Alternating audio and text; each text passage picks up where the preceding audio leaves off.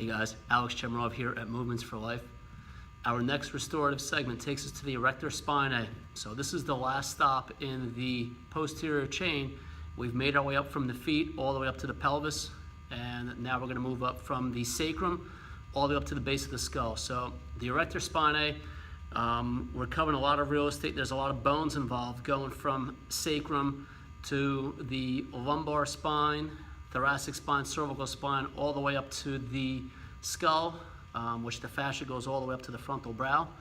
And we also have all the ribs that are involved as well. So with all the different layers of musculature, we're covering a pretty big span of real estate here. So to roll some of these tissues that get bound up, if somebody at the lumbar spine, their lumbar erectors could be really short and tight from if they're really anterior tilted.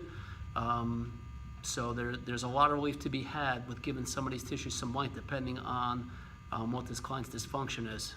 Coming up into the T-spine, most of us, especially in this chair-borne society, are locked in that long position. So we look at the influence on the ribs, the scaps, and the thoracic spine overall, and the lack of mobility, which influences a lot of different dysfunctions up into the arms and shoulders, and also down to the pelvis, knees, and feet. So there's a lot going on here. So there's a lot of influence by being able to massage some of these tissues. So without further ado, lacrosse balls, keep them together as you make your way up the spine, one segment at a time.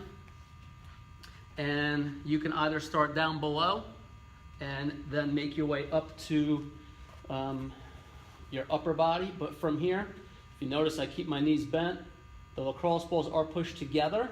At the lumbar spine, I can go a little bit wider because the vertebral bodies in the lumbar spine are bigger by nature. And from here, I can just allow the weight of my body to start to relax onto the lacrosse balls. And I can add a gentle side-to-side motion, which will apply a little cross fiber. Or I could start to take my pelvis and just start to create kind of a pin and stretch, where as I go into a posterior tilt, if you can envision, I'm relaxed onto the lacrosse balls, and as I tuck my pelvis underneath, I can start to apply a kind of tensile load or stretch onto those tissues at the same time. All right, so then just take your hands and you're going to slowly kind of elevate them all the way up, and you're just going to start seeking out, just like any other soft tissue work we've done. See what you could find in terms of tenderness, density, things like that. It should be comfortable. You don't want to make it too painful where you cannot relax, because then you're defeating the purpose at that point. So I'm just making my way up. I'm probably starting to get to my junction of lower back to the start of my mid back. And as I start to cross over, there's going to be one point as I make my way more to my T-spine where it could start to get really, really uncomfortable. And I might need to kind of use my elbows to lift my body up a little bit, because as the curvature of my spine changes from lower back to mid back, then I can start getting more pressure into lacrosse balls, which, depending on who you are and what you do for a living and what you have going on, might not start to feel too good. And depending on how sadistic you are.